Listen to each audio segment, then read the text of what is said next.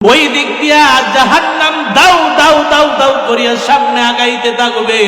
আল্লাহ পাক বলবে জাহান্নাম অপেক্ষা কর, জাহান্নাম থাম। জাহান্নাম অপেক্ষা করবে না, জাহান্নাম বলবে আমার পেটে ক্ষুধা লেগেছে, তাড়াতাড়ি আমাকে খাবার দাও। আল্লাহ পাক রব্বুল আলামিন ফেরেশতাদেরকে বলবে, ফেরেশতারা তাড়াতাড়ি যাও, জাহান্নামকে শিকল লাগায় আটকায়া ধরে রাখো। ফেরেশতারা 70,000, এক একজনে 70,000 শিকল লাগাইবে। জাহান্নাম অপেক্ষা করে না, জাহান্নাম শুধু সামনে আগায়। আমার আল্লাহ পাক রব্বুল আলামিন সামান্য একটু কুদরতি পানি দিয়া বলবে, রে যাও যাও ফেরেশতারা, এই পানিটুকু জাহান্নামের গায়ে ছিটা দিয়া দাও। জাহান্নামের গায়ে যখন ছিটা দিবি, জাহান্নাম এবার দূরে সরতে থাকবি। জাহান্নাম আর সামনে আগায় না, পিছনে দৌড়ায়। ফেরেশতারা ঈসা বলে, আল্লাহ এটা কোন কুদরতি পানি দিলেন? এটা কি দুনিয়ার কোন নদী সমুদ্রের পানি, নাকি আবে হায়াতের পানি, নাকি জমজমের পানি?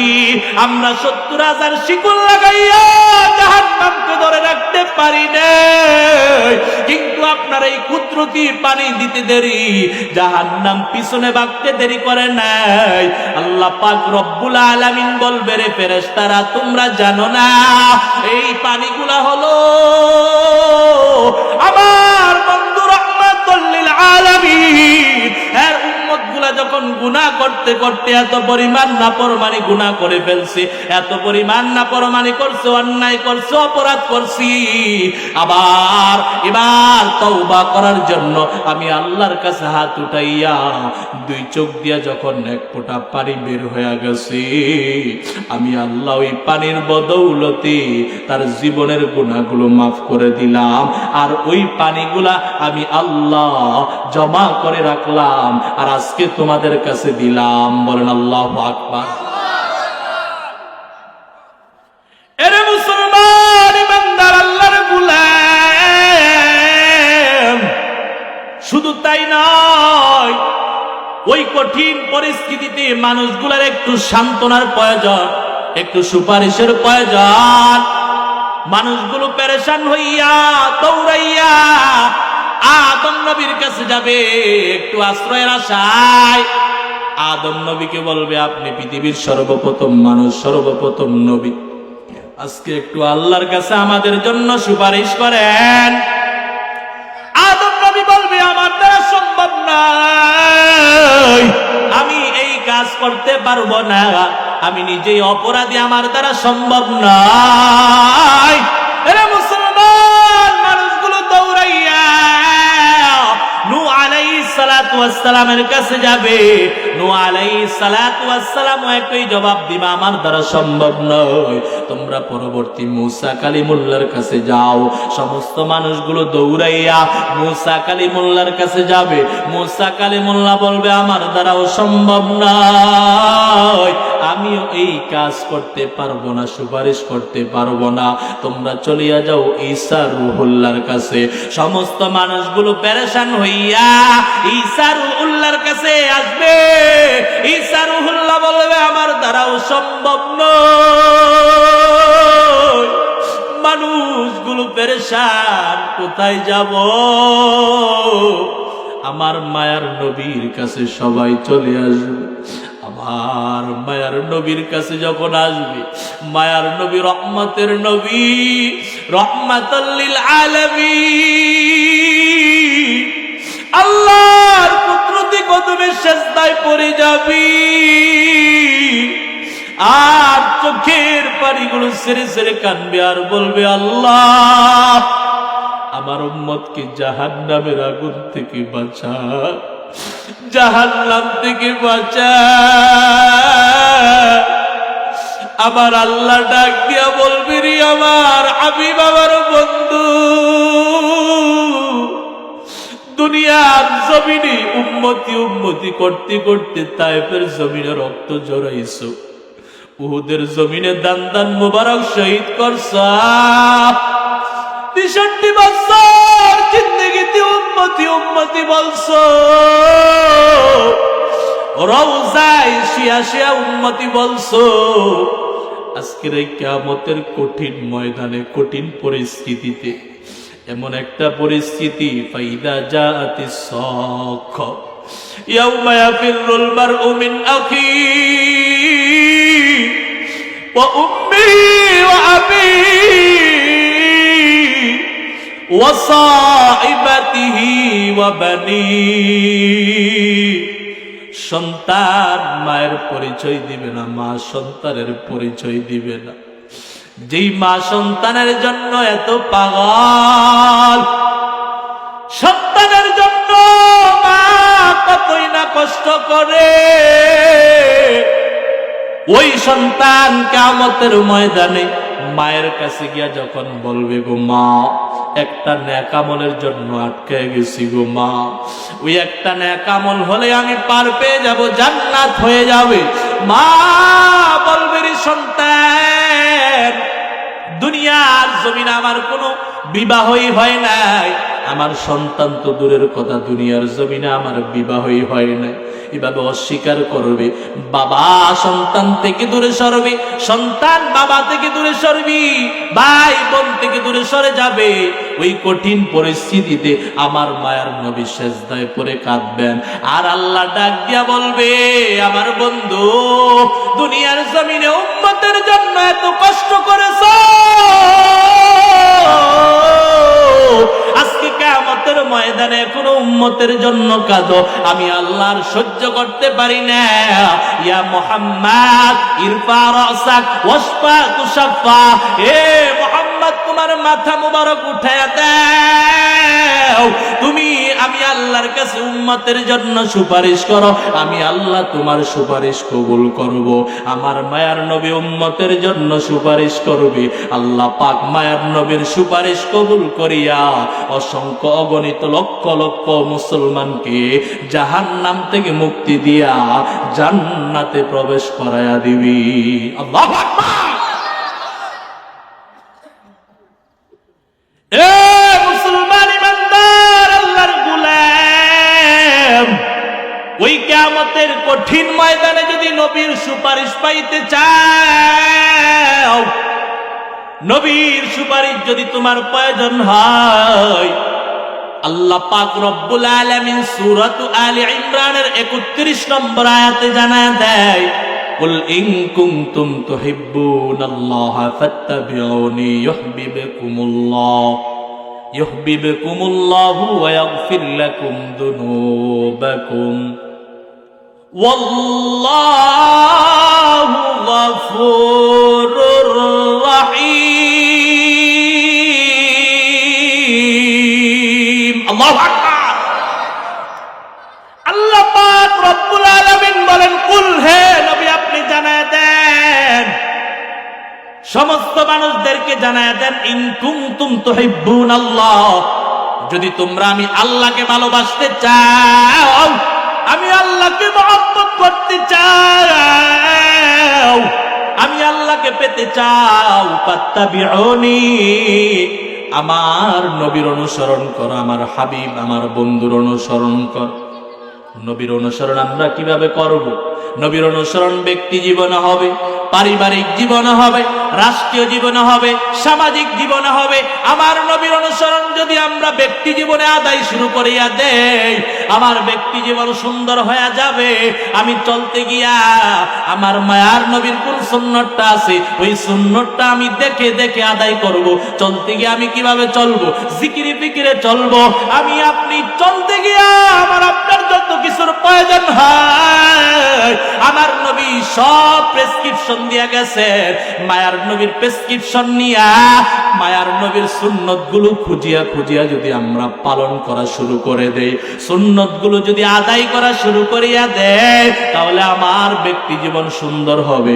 নবীজির পারিবারিক জীবন নবীজির ছিল, ওই পারিবারিক জীবন থেকে নবীর যে সুন্নত গুলো আছে ওইগুলো যদি আমরা গ্রহণ করে নেই, আমার পারিবারিক জীবন সুন্দর হয়ে যাবে। স্ত্রীর সাথে আমার সুন্দর ব্যবহার হবে, সন্তানের সাথে আমার সুন্দর আচরণ হবে। এরে মুসলমান ইমানদার আল্লাহর গোলাম, রাষ্ট্রীয় জীবন সুন্দর হবে, সামাজিক জীবন সুন্দর হবে। আমার নবীর এই অনুসরণগুলো যদি আমরা করতে পারি, নবীর সুন্নাত মানতে পারি, আমার আল্লাহ পাক রব্বুল আলামিন বলেন ইউহিব্বুকুমুল্লাহ, আমি আল্লাহ অবশ্যই তোমাদেরকে ভালোবাসবো। সুবহানাল্লাহ।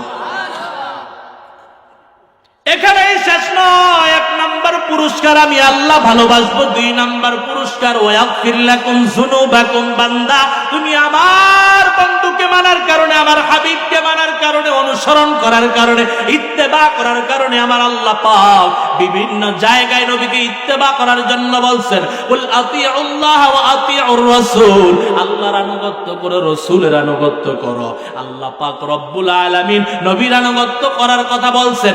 এবার নবীকে যদি আমরা মানতে পারি, নবীর প্রেসক্রিপশন অনুযায়ী যদি চলতে পারি, 1 নাম্বার পুরস্কার আল্লাহ পাক ভালোবাসবেন। 2 নাম্বার পুরস্কার ওয়াগফির লাকুম যুনুবাকুম, জীবনের গুনাহগুলো মাফ করে দিবেন। সুবহানাল্লাহ। জোরে বলেন আল্লাহু আকবার। আল্লাহ পাক রব্বুল আলামিন বলেন আল্লাহু গফুরুর রহিম। আর আমি আল্লাহ হলাম ক্ষমাশীল, আমি আল্লাহ হলাম পরম দয়ালু। বলেন সুবহানাল্লাহ। আল্লাহর রাসূল হাদিস শরীফে জানায় দেয়, ক্বালা রাসূলুল্লাহ সাল্লাল্লাহু আলাইহি ওয়াসাল্লাম, মান আহাব্বা সুন্নতি ফাকাদ আহাব্বানি ওয়া মান আহাব্বানি কানা মাই ফিল জান্নাহ। যে ব্যক্তি আমাকে ভালোবাসলো, আমার সুন্নতকে ভালোবাসলো, অবশ্যই সে আমাকেই ভালোবাসলো। সুবহানাল্লাহ। নবী বলেন, আমার সুন্নত ভালোবাসো, আমার সুন্নতকে মহব্বত করো, আমার সুন্নতগুলোকে আঁকড়ে ধরো। আমার সুন্নতগুলো যদি আঁকড়ে ধরো, আমার সুন্নাতগুলো যদি তুমি ধরিয়া লাও, ফাকাদ আহাব্বানি, অবশ্যই তুমি আমাকেই ভালোবাসছো। বলেন সুবহানাল্লাহ। ওয়ামান আহাব্বানি কানা মাই ফিল জান্নাহ। আর যে ব্যক্তি আমি নবীকে ভালোবাসলো, ওই লোকটা আমি নবীর সাথে জান্নাতে একসাথে থাকবে। সুবহানাল্লাহ। আমার মনের ঘরেতে রেখেছি যারে, দু জাহানের বাদশা নবী কামলিওয়ালা রে, দু জাহানের বাদশা নবী কামলিওয়ালা রে। আমার দয়াল নবী রে, আমার মায়ার নবী রে, আমার দয়াল নবী রে, আমার মায়ার নবী রে। দু জাহানের বাদশা নবী কামলিওয়ালা রে, দু জাহানের বাদশা নবী কামলিওয়ালা রে। মোরা যদি ডানাওয়ালা পাখি হতাম, ওই মদিনা দেখার লাগি উড়ে যাইতাম। আল্লাহু আকবার। মোরা যদি ডানাওয়ালা পাখি হতাম, ওই মদিনা দেখার লাগি উড়ে যাইতাম। হৃদয় জুড়ে দেখতাম আমি, হৃদয় জুড়ে দেখতাম আমি নয়ন বরে। আমার দয়াল নবী রে, আমার মায়ার নবী রে, দু জাহানের বাদশা নবী কামলিওয়ালা রে, দু জাহানের বাদশা নবী কামলিওয়ালা রে। বলেন মারহাবা। আর জোরে বলেন মারহাবা। জোরে বলেন আল্লাহু আকবার। এ মুসলমান ইমানদার, আল্লাহর গোলাম,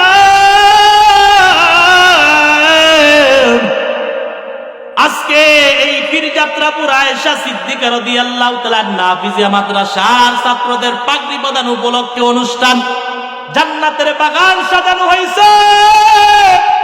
হে মুসলমান, যে হাফেজদের মাথায় কোরআনে কারীম যেই ছেলেটা মুখস্থ করছে, আল্লাহ পাক দয়া করে তাকে মুখস্থ করার শক্তি দান করছেন, আল্লাহ পাক পছন্দ করছেন। আল্লাহর নবী বলেন, মান ইউরিদিল্লাহু বিহি খায়রান ইউফাক্কিহু ফিদ্দীন। আল্লাহ পাক যার কল্যাণ চান তাকে দ্বীনের বুঝ দান করেন, দ্বীনের জ্ঞান দান করেন। বলেন সুবহানাল্লাহ। মুসলমান ইমানদার, আল্লাহর গোলাম, যেই সন্তানটা আজকে মাথায় পাগড়ি পরবে তার কত দাম, কত সম্মান। আবার মায়ার নবী হাদিস শরীফে জানায় দেয়, قال رسول الله صلى الله عليه وسلم خيركم من تعلم القرآن وعلمه। তোমাদের মধ্যে সর্বোত্তম ওই ব্যক্তি যে কোরআন শিখে এবং অপরকে শিক্ষা দেয়। বলেন সুবহানাল্লাহ। তাহলে নবীজি সার্টিফিকেট দিলেন, সর্বশ্রেষ্ঠ মানুষ, সর্বশ্রেষ্ঠ একজন কোরআনওয়ালা হলো সর্বশ্রেষ্ঠ। বলেন সুবহানাল্লাহ।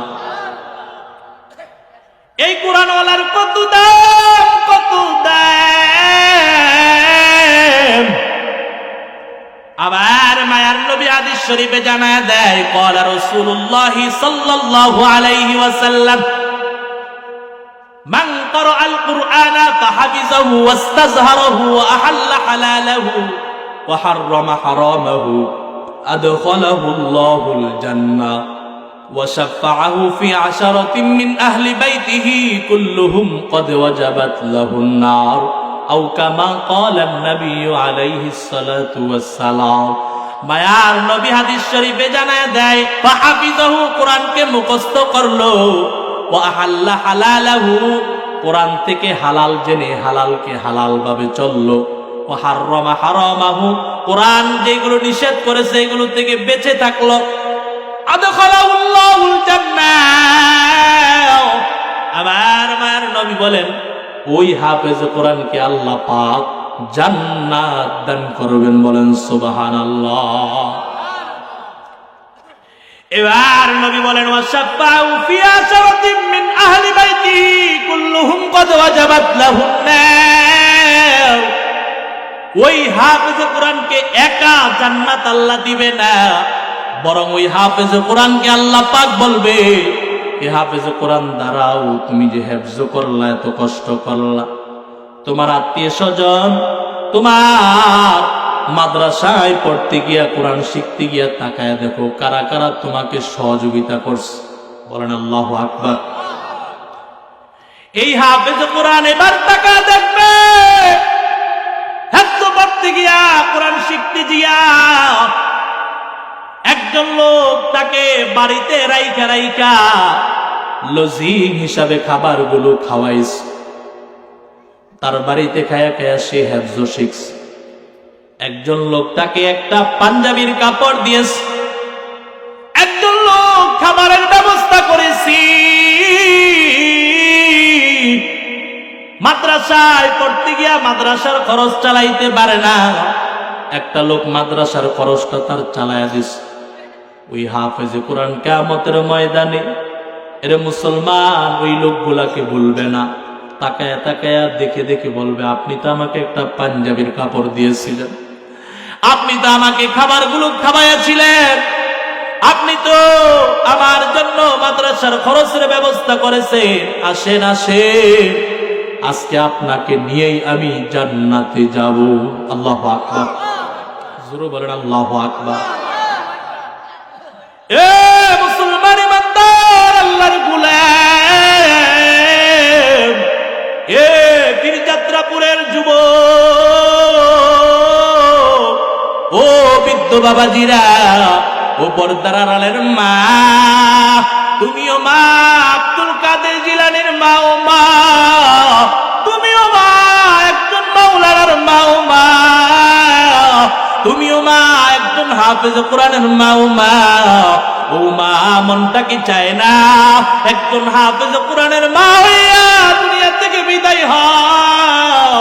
ওরে বাবা, মনটা কি চায় না একজন হাফেজ কোরআনের বাবা হইয়া দুনিয়া থেকে বিদায় হও? তোমার সন্তান যখন হাফেজ কোরআন হয়ে যাবে,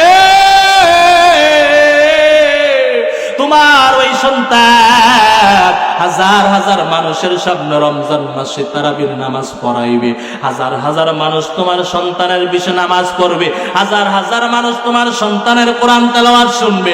শুধু তাই নয়, তুমি যখন মারা যাইবা, আজকে তাকায় দেখো দুনিয়ার জমিনে কত শিক্ষায় শিক্ষিত করলো।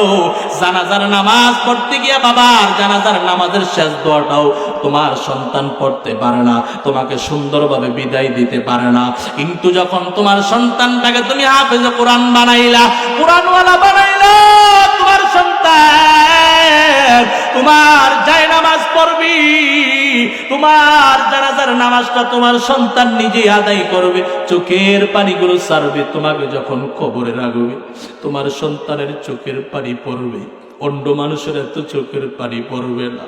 তোমার সন্তান চোখের পানিগুলো ছাড়িয়া তোমাকে কবর দেশে দিবি, তোমার সন্তান কবর দিয়া কবরটার পাশে দাঁড়াইয়া দাঁড়াইয়া সব মানুষগুলো কবর দিয়া চলে আসে, কিন্তু সন্তান দাঁড়াইয়া দাঁড়াইয়া চোখের পানিগুলো ছেড়েছে। সূরা ইয়াসিন তেলাওয়াত করবি আর বলবি আমার আব্বা কত কষ্ট করেছি, আমার আব্বা মাদ্রাসায় পড়াইতে গিয়ে আমার জন্য কত কষ্ট করেছি, আজকে আমার আব্বার শেষ বিদায়।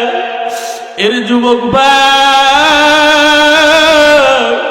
ও বৃদ্ধ বাবাজি, তাকে দেখো তোমার আব্বা কোথায়, তোমার আব্বা কোথায়, যে আব্বা মাতার গম্বায় বলে কষ্ট করে করি তোমাকে একটা পজিশনে দাঁড় করায় গেছি, যে আব্বা খাওয়ার মতো খাবার ঠিক মতো পায় নাই, সকালবেলা ঘর থেকে বার হয়েছে, সন্ধ্যা বেলায় ঘরে ফিরেছে, ঈদের সময় সন্তান বাহানা ধরছে আমার জামা লাগবে, বাবার পকেটে টাকা নাই, ঋণ করেও সন্তানকে কাপড় কিনে দিয়েছে, কিন্তু বাবা পুরাতন জামাটা পরিয়া পরিয়া ওই ঈদের নামাজে গিয়েছে, ঈদগাহে গিয়েছে।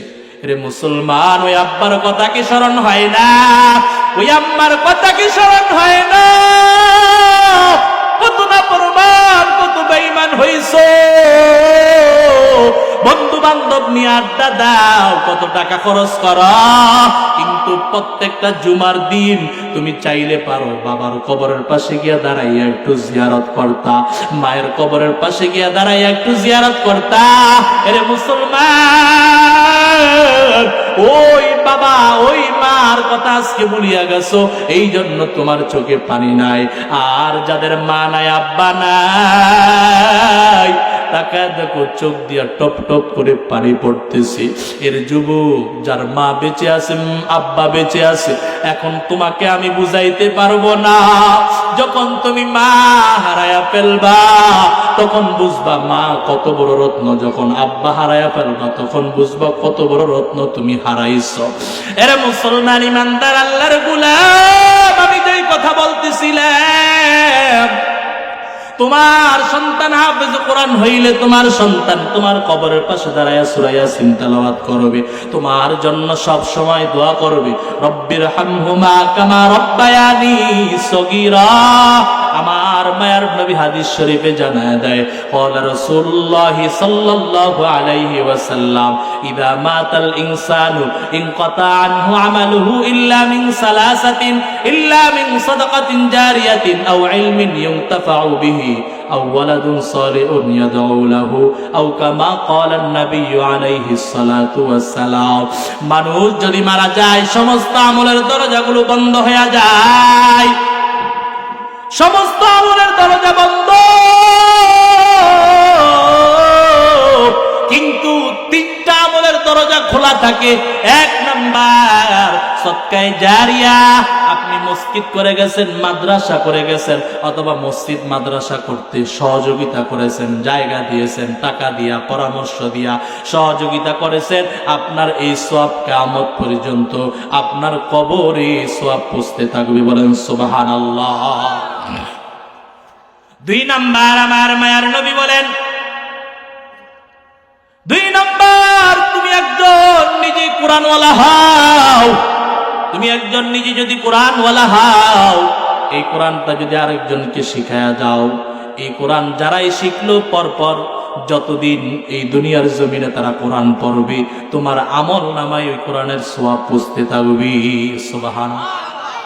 তিন নাম্বার, আমার মায়ের নবী বলেন, আওয়ালাদুন সালিহুন ইয়াদউ লাহু, একজন নেককার সন্তান তুমি দুনিয়াতে রেখে যাও, সে যখনই তোমার জন্য হাত উঠাইবে হাত উঠাইতে দেরি আল্লাহ পাক রব্বুল আলামিন কবুল করতে দেরি করবে না। আল্লাহু আকবার। এই জন্য মুসলমান মনটা কি চায় না একজন সন্তানকে হাফেজ কোরআন বানাও, এই সন্তানকে আল্লাহ পাক জান্নাত দিবি, আবার আত্মীয় স্বজন থেকে বাইসা 10 জন জাহান্নামীকে ডাইকা ডাইকা সুপারিশ করিয়া জান্নাতে প্রবেশ করায়া দিবি। সুবহানাল্লাহ। জোরে বলেন আল্লাহু আকবার। এগুলা কি আমার কথা না রাসূলের কথা? জোরে বলেন আল্লাহু আকবার। এ মুসলমান, শুধু তাই নয়, আমার নবী হাদিস শরীফে জানা দেয় قال رسول الله صلى الله عليه وسلم يقال لصاحب القرآن اقرأ وارتق ورتل كما كنت ترتل في الدنيا فإن منزلك عند آخر آية تقرأها أو كما قال النبي عليه الصلاة والسلام। এরে দুনিয়ার মুসলমান ইমানদার আল্লাহর গোলাম ভাইরা আমার, আল্লাহ পাক রব্বুল আলামিন কিয়ামতের ময়দানে হাফেজে কোরআনকে বলবে, হাফেজে কোরআন দুনিয়ার জমিনে যেমনি ভাবে সুন্দর করে করে তার তিলের সাথে ধারাবাহিকভাবে তেলাওয়াত করছো, আজকে কিয়ামতের ময়দানে তুমি এভাবে কোরআন তেলাওয়াত শুরু করিয়া দাও। বান্দা কোরআন তেলাওয়াত শুরু করবে, একটা আয়াত পড়বে এক তালা উপরে উঠবে, আরেকটা আয়াত পড়বে আরেক তালা উপরে উঠবে, এভাবে 6666 আয়াত বান্দা পড়বে আর 6666 তালার উপর তার জায়গা হয়ে যাবে। আল্লাহু আকবার। জোরে বলেন আল্লাহু আকবার। এ মুসলমান ইমানদার আল্লাহর গোলাম, এরপরও কি মনটা চাইবে না সন্তানটাকে হাফেজ কোরআন বানাও, সন্তানটাকে কোরআনওয়ালা বানাও? সন্তানটাকে কোরআন যদি তুমি শিক্ষা না দাও, কিয়ামতের ময়দানে তোমার বিরুদ্ধে আল্লাহর আদালতের কাঠগড়ায় তোমার বিরুদ্ধে সন্তান তোমার বিরুদ্ধে অভিযোগ করবে, আল্লাহ আমার বাবাকে আগে ধরেন, আমার মাকে আগে ধরেন, তারা আমাকে কোরআন শিখায় নাই, এই জন্য আমি কোরআনও পড়তে পারি নাই, সহি শুদ্ধ রূপে সূরা ফাতিহাও পারি নাই, 4টা ছোট্ট সূরাও পারি নাই, যার কারণে আমি নামাজও পড়তে পারি নাই, অথবা পড়লেও আমার নামাজগুলো হয় নাই। এরে মুসলমান, এই জন্য সাবধান হয়ে যাও।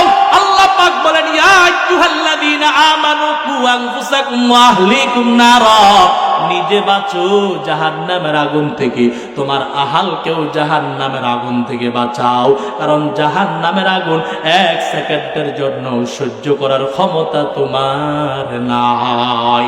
এরে মুসলমান ইমানদার আল্লাহর গোলাম, সন্তানটাকে যদি কোরআনওয়ালা বানাইতে পারো, মায়ার নবী হাদিস শরীফে জানায় দেয়, তুমি বাবা হিসাবে, তুমি মা হিসাবে তোমার কি মর্যাদা। আমার মায়ার নবী বলেন, ক্বালা রাসূলুল্লাহি সাল্লাল্লাহু আলাইহি ওয়াসাল্লাম, মান ক্বারাআল কুরআন ওয়া আমিলা বিমা ফীহি উলবিসা ওয়ালিদাহু তাজান ইয়াউমাল কিয়ামা। এর দুনিয়ার মুসলমান, যেই ব্যক্তি কোরআন পড়লো, তার সন্তানটাকে কোরআন পড়াইলো, কোরআন অনুযায়ী সন্তান দুনিয়ার জমিনে আমল করে দুনিয়া থেকে বিদায় হয়েছে, আমার মায়ার নবী বলে ওই সন্তানের পিতা মাতাকে আল্লাহ পাক জান্নাতি নূরের মুকুট পরায়া দিবি। আল্লাহু আকবার।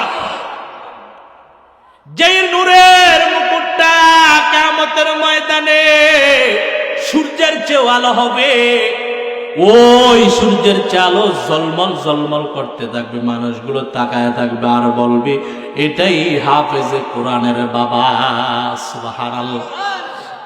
বলেন আল্লাহু আকবার। এই জন্য মুসলমান ইমানদার আল্লাহর গোলাম, একজন সন্তানকে কোরআনওয়ালা বানায় যাও, একজন সন্তানকে হাফেজ কোরআন বানায় যাও। আর তোমার যত সন্তান আছে সবগুলা সন্তানকে কোরআনটা সহি শুদ্ধ রূপে পড়ার মতো যোগ্য করে তুলে যাও, আর না হয় কিয়ামতের ময়দানে আটকে যাইবারে মুসলমান। কারণ এই দুনিয়ার জমিনটা আমরা ক্ষণিক সময়ের জন্য আসলাম। দুনিয়ার জমিনটা আমাদের জন্য মুসাফির খানা। দুনিয়া हम सब मुसाफिर है, कब्र आखिर ठिकाना, कोई आगे रवाना है, कोई पीछे रवाना। দুনিয়ার জমিনে আসার সিরিয়াল আছে, যাওয়ার কোনো সিরিয়াল নাই। যেই কোনো সময় তোমার ডাক আসতে পারে, আসার একটা সিরিয়াল, যাওয়ার কোনো সিরিয়াল নাই। যেই কোনো সময় তোমার ডাক আসতে পারে, তুমি কোথায় দৌড়াইতেছো? আমার আল্লাহ পাক বলেন, ইয়া আইয়ুহাল ইনসানু মা গররাকা বিরাব্বিকাল কারীম। আল্লাহু আকবার। আল্লাহ পাক রব্বুল আলামিন বলেন, হে মানুষ, তোমাকে কিসে ধোঁকা দিয়েছে আমি আল্লাহ সম্পর্কে? আমি আল্লাহ সম্পর্কে তোমাকে কে বিভ্রান্ত করছে? তোমাকে কে ধোঁকা দিয়েছে? আমি আল্লাহকে কেন ভুলিয়া গেছ? তোমাকে তো দৈনিক কবর ডাকে 70 বার। কবর ডাক দিয়ে বলে, আমি কবর অন্ধকার ঘর, আমি কবর পোকামাকড়ের ঘর, আমি কবর সাপ বিচ্ছুর ঘর।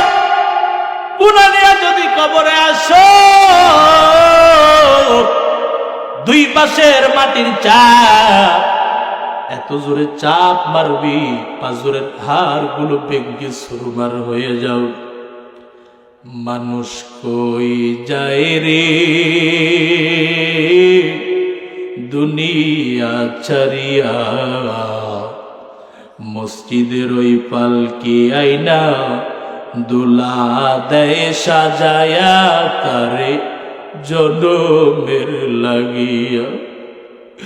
মসজিদের ওই পালকি আইনা দুলা দেয় সাজায়া, তারে জনমের লাগিয়া। মানুষ কই যায় রে দুনিয়া ছাড়িয়া, মসজিদের ওই পালকি আইনা দুলা দেহে সাজায়া, তারে জনমের লাগিয়া। এই বাড়ির লাগিয়া কত করলাম মারামারি, মামলা মোকদ্দমা কইরা খুয়াইলার করি। এই বাড়ির লাগিয়া কত করলাম মারামারি, মামলা মোকদ্দমা কইরা খুয়াইলার করি। আজকে তুমি যাবে চলে, আজকে তুমি যাবে চলে, সব কিছু পেলিয়া। মসজিদের ওই পালকি আইনা দুলা দেহে সাজায়া, তারে জনমের লাগিয়া। মসজিদের ওই পালকি আইনা দুলা দেহে সাজায়া, তারে জনমের লাগিয়া। ঠিক কিনা? নিবুনি কবর। এ মুসলমান ইমানদার, আজকে আমাদের দিলের ভিতরে কবরের কোনো কথা স্মরণ নাই। যদি কবরের কথা স্মরণ থাকতো, যে আমার মৃত্যু যে কোনো সময় হইতে পারে, তাকায় দেখো প্রতিদিন কত যুবক দুনিয়া থেকে বিদায় হইয়া যায়। হোন্ডা অ্যাক্সিডেন্টে গাড়ির নিচে পড়ে ওই পানির ভিতরে হঠাৎ করে দুনিয়া থেকে বিদায় হয়ে যায়। এর মুসলমান আমার, আপনারা ওইভাবে যে কোনো সময় ডাক আসতে পারে যাওয়া, যে কোনো সময় আজরাইল আসতে পারে। একটু ভয় আমাদের দিলের ভিতরে নাই? কি নিয়ে আমরা আল্লাহর সামনে দাঁড়াইব, কি নিয়ে আল্লাহর সামনে যাব? এই জন্য মুসলমান, একটু কবরের কথা চিন্তা করো। কবর কিন্তু ভালো জায়গা নয়। ওই কবরটার কথা একটু চিন্তা করো। কবরটার পাশে গিয়া দাঁড়ায়া দাঁড়ায়া চোখের পানিগুলো ছাড়ো আর বলো, এটাই হলো আমার আখিরাতের প্রথম মঞ্জিল। হযরত ওসমান গনি রাদিয়াল্লাহু তাআলা আনহু কবরের পাশে যখন যাইতেন চোখের পানিগুলো ছেড়ে দাড়ি মুবারক গুলো ভিজে যাইত। সাহাবায়ে কেরাম ডাক দিয়ে বলে, উসমান,